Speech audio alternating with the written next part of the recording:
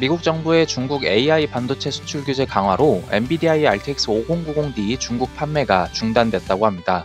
지난 4월 20일 저는 중국 시장 내에서 RTX 5090D 공급 중단설이 돌고 있다고 전해드렸었는데요. 최근 중국 웨이보에 올라온 소식에 따르면 이게 현실화가 됐으며 엔비디아는 최소 2분기 내에는 RTX 5090D 주문을 받을 수 없고 기존에 진행된 주문 역시 배송되지 않은 경우는 모두 취소됐다고 합니다.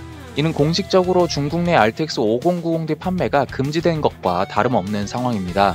RTX 5090D를 AI용 모델로 개조하는 행위가 중국 내에서 유행하면서 미국 정부의 새로운 수출금지 GPU 성능 기준에 이 제품 역시 걸렸을 가능성이 있으나 확실하진 않습니다. 다만 젠슨 황은 트럼프 정부의 마음을 돌리기 위해 $100만 내고 트럼프 대통령 만찬에 참석하기도 했었고, 그런데도 엔비디아 H20 수출금지 유예에 실패하자 현재 엔비디아 대신 화웨이를 키우는 꼴이라며 반기를 든 상태입니다.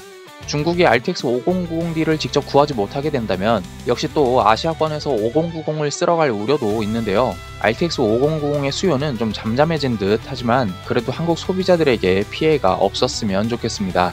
이어 엔비디아가 또 졸렬한 짓거리를 하고 있는데요. 하드웨어 언박스드에 따르면 엔비디아는 리뷰어들에게 RTX 5060의 드라이버를 출시 당일 배포할 예정이라고 합니다. 이는 즉 RTX 5060이 출시되는 5월 19일에도 바로 리뷰가 게시되기 어렵다는 것을 의미합니다. 특히 5월 20일부터 23일엔 대만 컴퓨텍스 2025가 개최되고 많은 매체 리뷰어들이 이에 참가하는데요. 이는 사실상 19일 RTX 5060의 드라이버가 나오더라도 리뷰어들에게 리뷰를 준비할 시간이 없다는 뜻입니다. 엔비디아는 RTX 5060 Ti 8GB 모델 출시를 준비하면서도 이처럼 리뷰어들에게 제품을 미리 제공하지 않았고, 이는 제품의 성능이 크게 떨어지기 때문에 소비자들이 이를 미리 알 권리를 방해하고 5060 Ti 8GB의 문제점 등을 숨긴 채 제품을 판매하고자 하는 의도로 분석됐었습니다. 그리고 실제로 RTX 5060 Ti 8GB는 16GB 모델 대비 심각한 성능 저하를 보이며 질타를 받았습니다. 특히 최신 게임 환경에서 텍스처 설정이 유사함에도 성능 차이가 두드러졌으며 PCIe 인터페이스 규격에 따라서도 성능 격차가 크게 나타나는 것으로 알려졌습니다.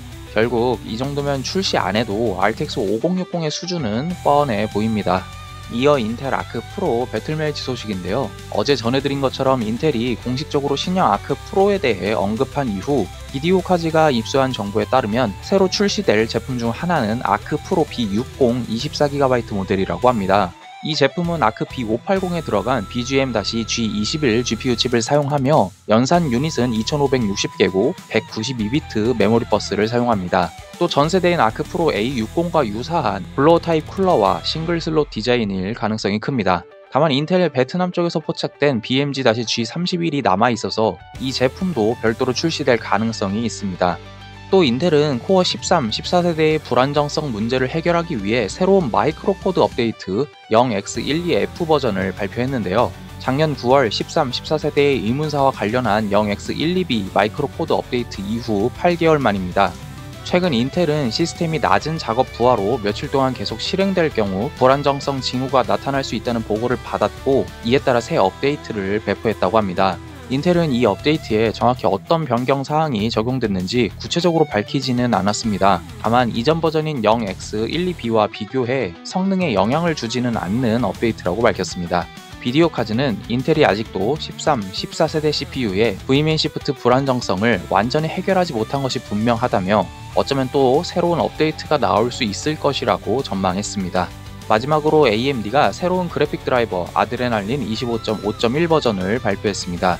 AMD는 8일 신형 그래픽카드 RX 9070 GRE의 지원과 FSR4 지원 게임을 추가한 해당 버전을 출시했는데요. 우선 게임 둠 더 다크 에이지와 F1 25의 드라이버 지원이 추가됐으며 FSR4 신규 지원 게임은 총 7개로 고스트 오브 스시마, 프로스트 펑크 2, 에버스페이스 2, 포트 솔리스, 워해머 40,000 다크타이드, 더 파이널즈, 인플럭스 리덕스가 포함됩니다.